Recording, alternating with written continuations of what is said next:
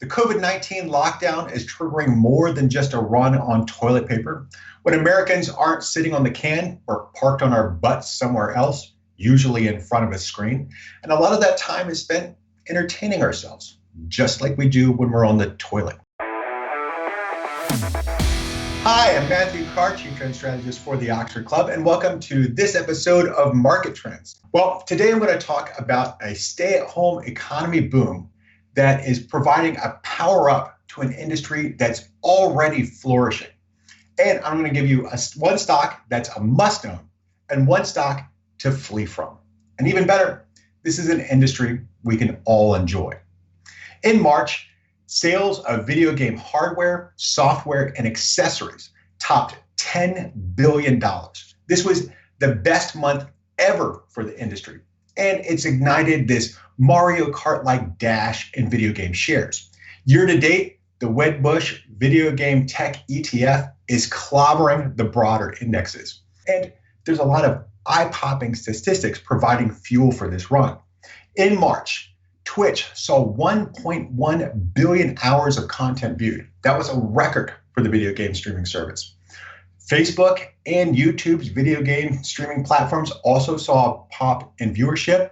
Steam, the popular online marketplace for video games, saw a record number of user accounts created last month, as well as sales of PlayStation 4 and Xbox One grew more than 25%. So there's a lot of positive momentum out there. And already my subscribers are enjoying this. We've booked more than 100% gain on Electronic Arts.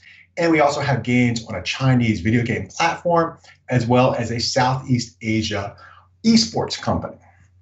But today I want to talk about a company that I believe is a must-own for all investors in this industry, and that's Nintendo. Nintendo has had more farewell tours than share. Every time that we think that the company is passé, that it's outdated, that it has nothing left to give, it comes out with a hit. In 2017, Nintendo launched the Switch. Since then, this has been the hottest piece of video game hardware to own. And in March, during the COVID-19 lockdown, while sales of PlayStation and Xbox grew 25%, sales of Nintendo Switch more than doubled. In fact, it actually ran out of stock. And this was bolstered by its launch of Animal Crossing New Horizons. This was the #1 selling game in March and is also now the second best selling game of the year.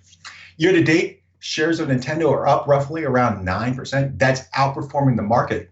But I believe there's a lot more upside here, not only because of the trends that we're seeing in the video game industry, but because next year in 2021, Nintendo will launch its newest model of the Switch, and that'll be a big boost to shares and to sales. Now, let's turn to the other side of the table. What's the one video game stock you couldn't pay me to own that it has paid investors to own for years? GameStop. This is an outdated retailer. This is a Blockbuster in a Netflix world, the next JCPenney or Sears, and I honestly can't believe that the company is still in business. But COVID-19 might be the final nail in the coffin. In its last quarterly report, sales fell 23% year over year. To try and stay afloat, the CEO announced a 50% pay cut, the CFO a 30% pay cut, and certain employees will take pay cuts between 10 and 30%. Not to mention, last year, GameStop suspended its dividend. For me, there's no reason to own shares of this antiquated retailer. I have railed against GameStop for years, and since then, shares have fallen nearly 90%. And it's still too expensive for my blood. This year, video game industry sales will top $160 billion, but I believe they'll actually go beyond that because of the trends that we're actually seeing take place. COVID-19 hasn't hurt growth. In fact, it's actually helped propel companies like Nintendo, Electronic Arts, Activision, Take-Two, and even Zynga to new highs while leaving behind lesser desirable retailers like GameStop. The stay-at-home economy is triggering booms that I believe will be with us long after the pandemic is gone. New consumer spending patterns are being locked in, especially on video games. And this is where I believe investors can earn some shiny rewards. I'm Matthew Carr, Chief Trend Strategist for the Oxford Club. Thank you for watching this episode of Market Trends. For more information like this, be sure to go down to the description and sign up for my free e-letter. Until next week, here's to new high scores and to high rewards.